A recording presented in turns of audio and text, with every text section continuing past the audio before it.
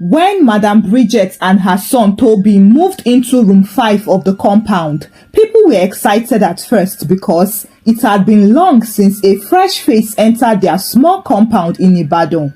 And the last woman that stayed in that room used to fry fish in the corridor without shame. So everybody was just happy that maybe someone new would bring good energy and maybe air freshener. However, from day one, it was clear that Madam Bridget didn't come to play or share or smile or even belong. She came with her bag, her cooler, her long legs, long mouth, and a very long face. She didn't greet anybody. She did not wave, not even nod. She just dragged her Ghana must go bags into the room, shouted at her 7-year-old son Toby to hold something properly, and the first thing she brought out wasn't mattress or mop. It was her padlock. She locked the room, tested the lock 3 times, looked around like someone who suspected the whole compound of witchcraft, and walked back inside. And from that moment, the compound people started whispering, "This one go show us pepper oh." And oh yes, she did. The very next morning, while the other tenants were boiling water and shouting for someone to hurry and carry their buckets from the tap, Bridget came out in her wrapper, looked around, sniffed the air as if she smelled poverty, and hissed. Mama Chika, who lived in room 1 and had been in the compound for 17 years, tried to be friendly. She smiled and said, "Sister, good morning oh. You fit borrow me small salt? I just want finish this yam while they cook." But Bridget looked at her as if she asked for a kidney. She held her waist, raised one eyebrow, and said, "Salt? I don't borrow and I don't lend. It is a principle. I like to keep my things to myself." Mama Chika's smile hung in the air like mosquito. She nodded slowly and said, "No wahala, na just salt oh, no be gold." Bridget hissed and added, "It always starts with salt. Then before you know it, they will start expecting you to raise their children for them." And she walked away, flapping her wrapper behind her like someone who had conquered an enemy. From that day forward, the compound life changed and people started watching her. Slim Nancy said, "Did she move in to live with people or is she on quarantine?" Uncle Dapo said, "Somebody that behaves like her cannot be normal." Even Baba Timileyin, the peaceful pensioner who minded his Bible and transistor radio, said, "That woman na rubber tree. If you touch her, she go bounce you back." Even when Toby, her son, tried to play with the other children at the corridor, Bridget would shout from inside, "Toby, don't mingle with those children. You don't know where they've been." One day, while playing with little Chika, Toby opened his mouth and said, "My mommy said all of you are too local and you like free things." Chika told her mother and Mama Chika told the entire compound. That was the day Bridget officially became Madam Keep Your Own, and everybody marked her. She didn't lend broom. She didn't lend soap. She didn't also borrow anything. She didn't even collect parcel from delivery men on behalf of others. The day NEPA disconnected the whole compound because of NEPA bill, she shouted, "I don't share light with anybody, I use prepaid." And the day water finished, she didn't touch anybody's drum of water.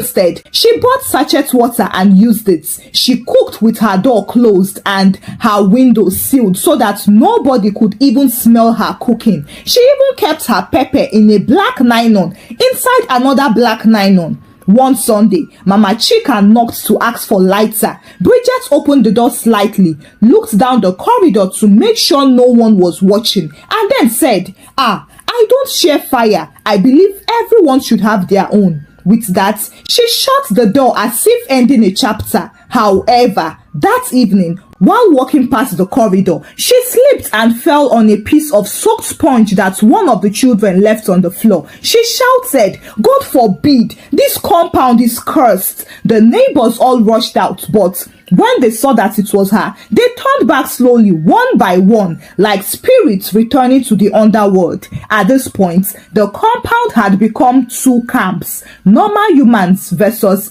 Bridget and Son International. No one knocked on her door again. Children no longer waved at Toby. If rain fell and soaked her clothes, nobody would help. If she forgot something on the fire and smoke poured out of her kitchen, they would all sit and say, "Don't worry, oh, she has prepared gas, she can handle it." But even with all this, Bridget didn't change. She would walk past everyone with her nose in the air and a tight face like someone holding fat during prayer, while her rubber slippers slapped the ground as if it was her enemy's face. It was very bad that in just 2 months, every single person in the compound had already experienced Madam Bridget's saltless wickedness. She was no longer just that new woman. She had now become a compound proverb. Anytime someone in the compound misbehaved, people would point and say, "Don't go and be doing like room 5, oh." In her mind, she was untouchable, unbothered, and unshakable. She believed she didn't need anyone, and she even tightened her defense until one day,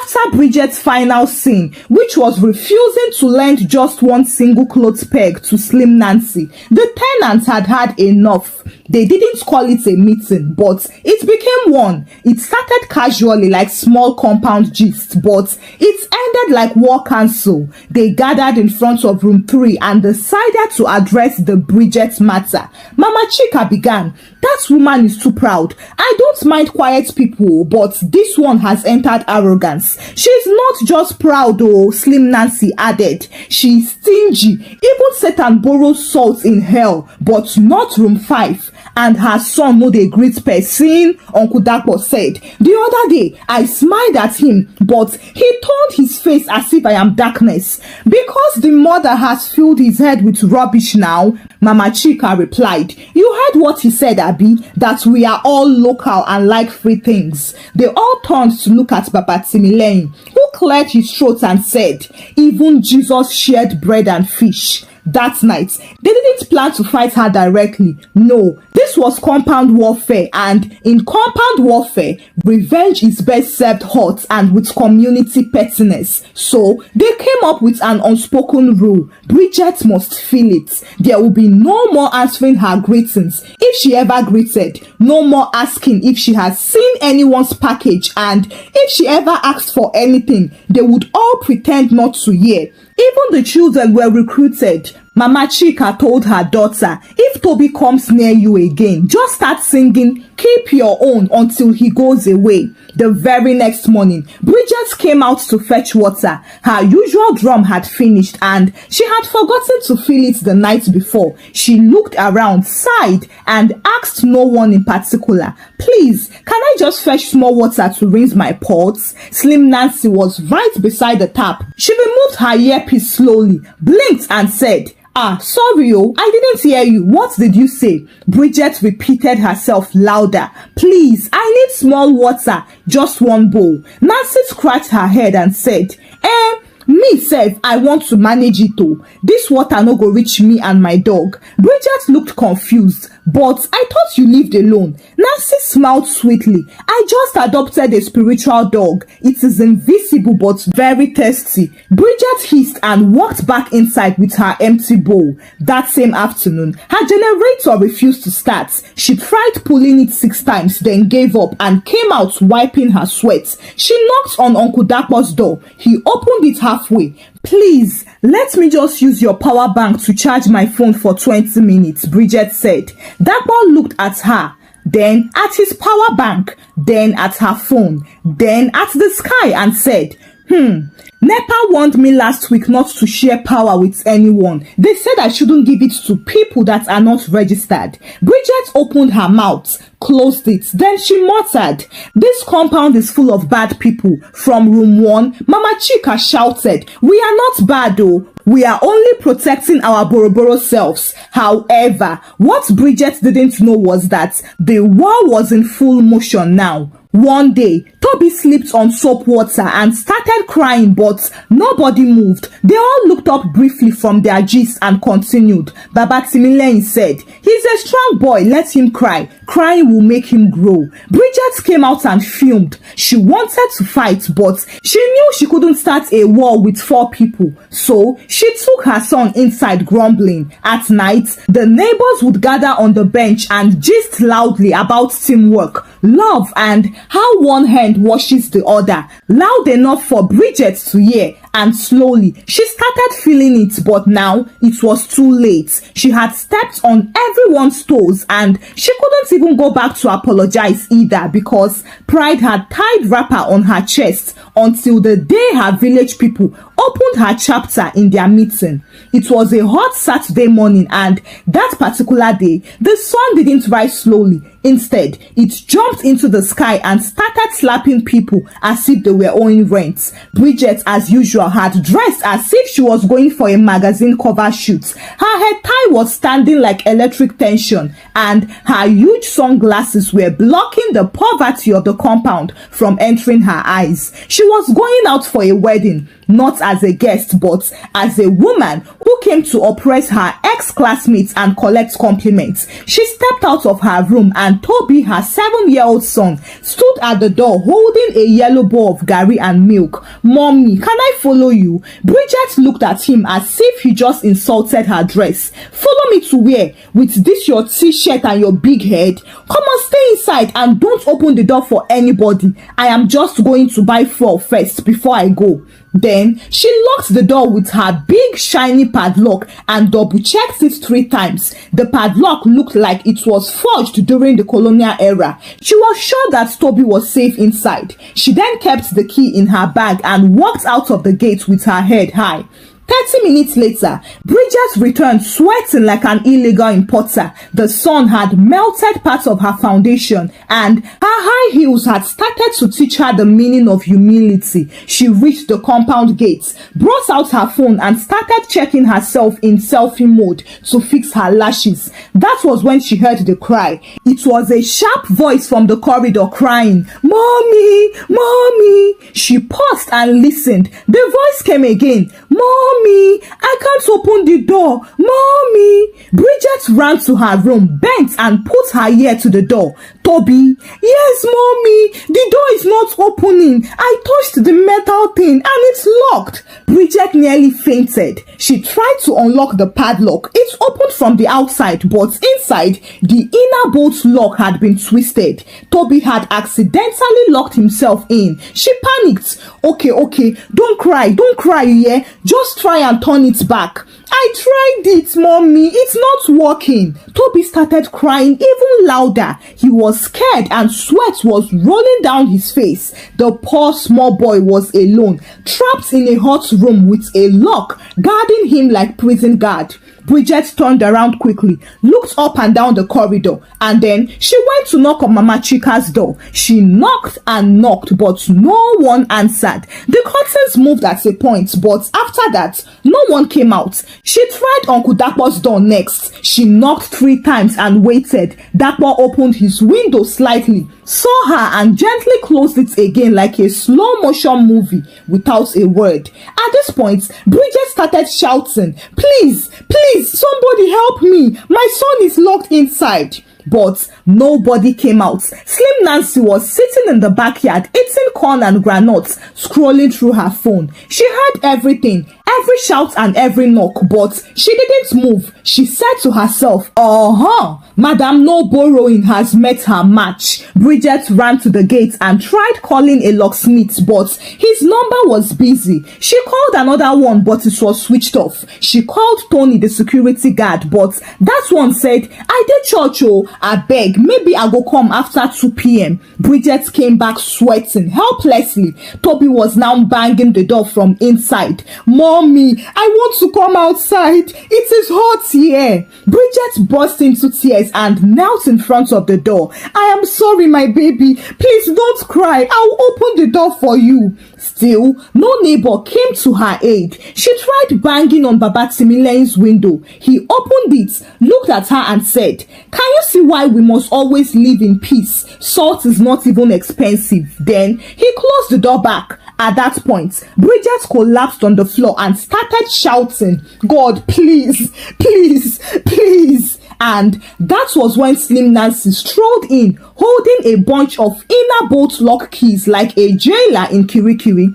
"Is it this kind of padlock?" she asked and held up one key. Bridget jumped up. Yes, please help me, please." Nancy sighed and looked at her nails. Let me go and check with the ancestors. You know, sometimes these kids get jealous of each other. She disappeared, and for 10 minutes she didn't return. Bridget sat on the floor holding her chest, crying and listening to Toby's cry from inside his room. Her dress was stained and her pride had vanished by now. All the neighbors peeped from behind their curtains as if it was African magic. Finally, Nancy returned. She tried the key and it clicked. She turned it and the door opened. Toby rushed out with red eyes, soaked shirts and scattered hair. Bridget grabbed him and broke down again. I am sorry. I am sorry. I am sorry. Nancy bent slightly and said, you see, sometimes it is not pepper or Maggie you will need in life. It is just small kindness from human beings. She walked away and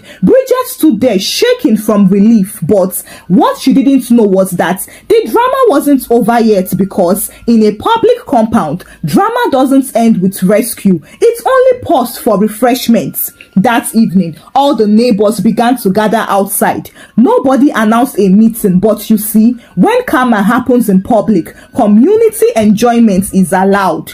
Bridget sat outside her door with her wrapper tied over her once glamorous gown. She held Toby on her lap like a mother hen guarding her only egg. The corridor was silent until Slim Nancy cleared her throat. She dragged a plastic chair slowly, sat down like a judge, crossed her leg and said, this life, you will never know who will hold your key tomorrow. Mama Chika smiled from where she sat and said, even if it is just salt, it is always good to be kind. Uncle Dakpo entered next, or peg, or Gary, or lighter, or even torchlight, or broom, or sense. Everybody laughed except Bridget. She was too weak to fight or even defend herself. The same mouth with which she used to do karate was now on sabbatical leave. Then Baba Timileyin, the retired civil servant with radio voice, cleared his throat and stood up as if he was about to read Psalm 91. When I first moved into this compound in 1984, we were only 4 rooms, but we shared everything: soap, water, buckets, laughter, and even tears. But these days, some people will enter the compound and act as if they are better than the rest of us. He turned and faced Bridget. Sister, I know they insult you, but we watched you insult us every day, and we let it pass because compound life requires patience. You said you don't borrow. You said you don't lend. But look at today. The same person you avoided was the same person God used to open your door. He paused and looked around. Even if you don't like us, at least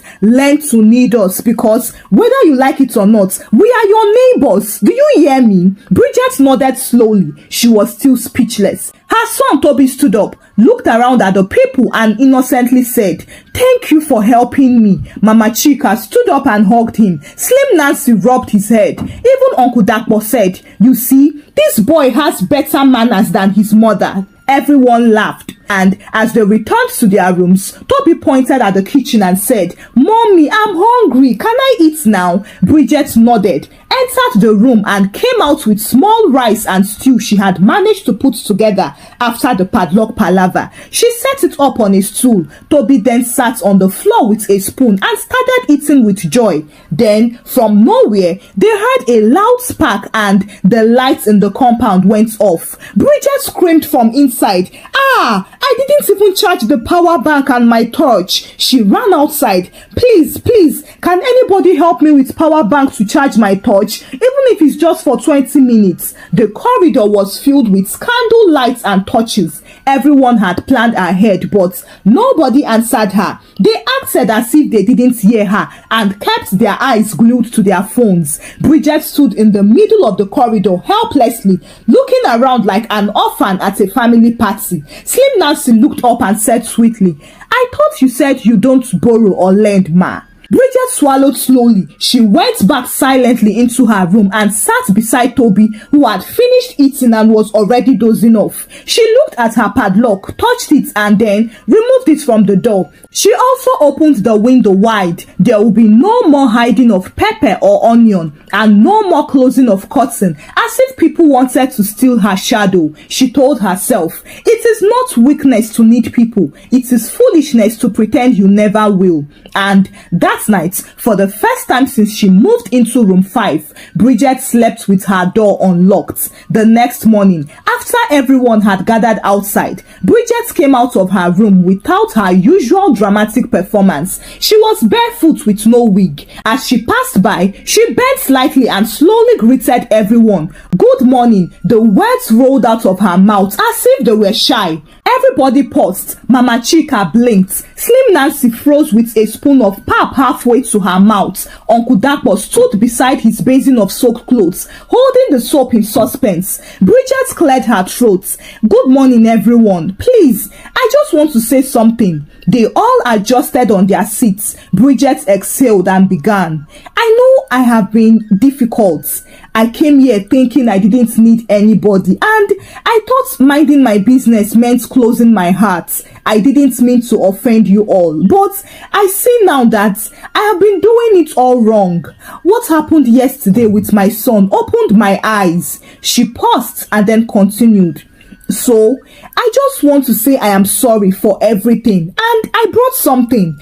Everyone leaned forward slightly. Bridget stepped back into her room and came out holding a small plastic bowl of salt. Just salt. She walked straight to Mama Chika and said, please, will you take small salt from me today? Mama Chika's eyes watered. Not from emotion, no. Oops, it was from the strong dry pepper in her stew. But she smiled. Give me the entire bowl. The rest burst into laughter. Slim Nancy stood up and gave Bridget a hug. Uncle Dapo clapped his soapy hands and said, let us fry plantain to celebrate this peace. Baba Timileyin said, and I was already reading a scripture on forgiveness, so God is good. That same day, Bridget gave out salt. She gave out seasoning cubes and even 2 of her spoons. She sat on a bench beside Mama Chika and helped her pluck vegetables. She carried her own buckets to the shared tap, and when one of the kids shouted that his slippers was missing, she sent Toby to go out and help him look for it. For the first time since she moved into the compound, she wasn't watching her back. She was finally blending. Later in the afternoon, Toby ran past the corridor playing police and thief with the other kids. He was laughing barefoot, covered in dust, and Bridget didn't call him back. She just smiled and said, let him run and be free. We are home now. And just as she was about to start making dinner, she heard a knock on her door. When she opened it, she saw that it was Slim Nancy. Madam Bridget, sorry, I ran out of onions. I just need 1 bulb. I'll return it later. Bridget opened the door and smiled. You don't need to return it. Check my cupboard. If you see 2, take 1. Slim Nancy looked at her and laughed. Hey, this is serious, so somebody, please tell the DJ to play I have decided to fully cooperate. No going back. No going back. Thank you for watching the story. Kindly share your thoughts about the story with me in the comment section. What lessons did you learn from this story? Share the story out with your loved ones and give the story a thumbs up. Subscribe to this channel if you've not done so by now. Until I bring another story your way. Bye!